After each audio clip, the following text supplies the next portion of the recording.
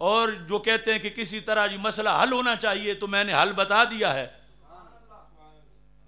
کہ دونوں حق پر ہیں ابتدائی اجتہاد میں، تو سارے جی بھر کے کہیں دونوں حق پر ہیں، دونوں حق پر ہیں، دونوں حق پر ہیں، مگر جہاں قرآن و سنت جا کے اگلا حکم بتاتا ہے تو وہاں ہمیں، اور وہ بھی عجیب بات ہے، ایک لمحے کے لیے بولا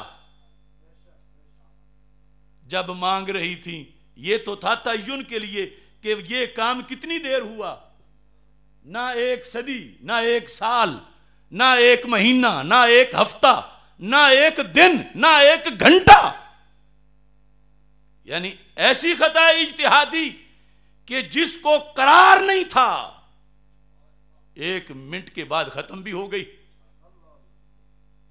اور اسی لیے تو ساتھ والا جملہ بول کے لیکن کہہ کے، یہ ایسے لوگ ہیں کہ جن کو لیکن کا مطلب بھی نہیں آتا، کہ یہ کلام سابق کے استدراک کے لیے ہوتا ہے کہ کسی کے ذہن میں جو سوال پیدا ہو رہا ہے اس سے اس کا جواب دیا جا رہا ہے.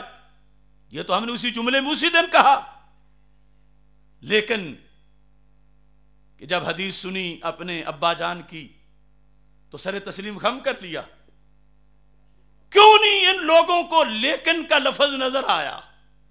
کیا لیکن میں نے 2 سال بعد بولا، یا 2 مہینے بعد بولا، 2 دن بعد بولا، یا 2 گھنٹے بعد بولا؟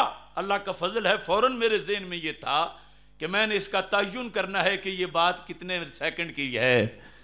اسی وقت بولا جب مانگ رہی تھیں، خطا پر تھیں، لیکن جب آگے سے حدیث آئی تو ان کی یہ شان ہے کہ جن کے جگر کا ٹکڑا ہے ان کی حدیث سن کے سر تسلیم خم کر لیا.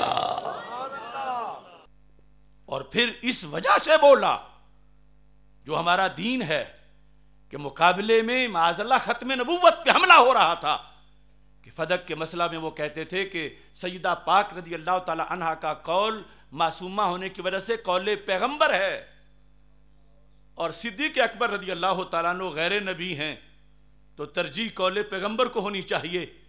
تو یہ بات لکھی ہے ان کی کتابوں میں. تو 6 ماہ بعد سرکار کے وصال کے 6 ماہ بعد بھی ان کے نزدیک ابھی عرش کے فیصلے آ رہے تھے سیدہ کی قول کی روشنی میں.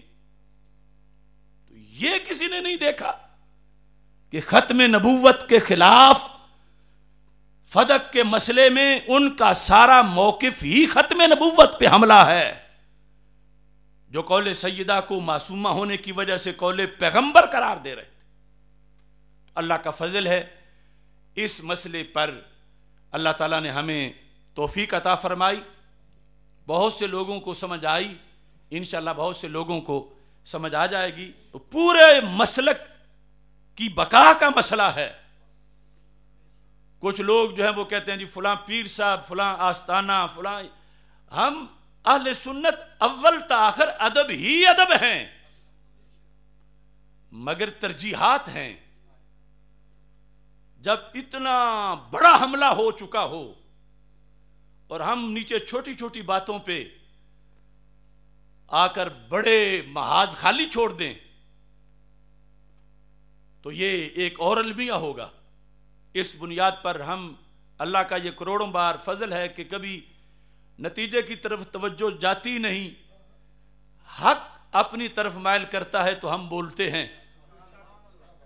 غازی ممتاز حسین قادری شہید سے اور اس سے پہلے سے لے کر اللہ کے فضل سے یہ سلسلہ جاری ہے. آج کی یہ گفتگو ایک طرح مصرع کے طور پر میں چھوڑ رہا ہوں اس کو، تاکہ لوگ اس پہ غور کریں، اس پہ توجہ کریں.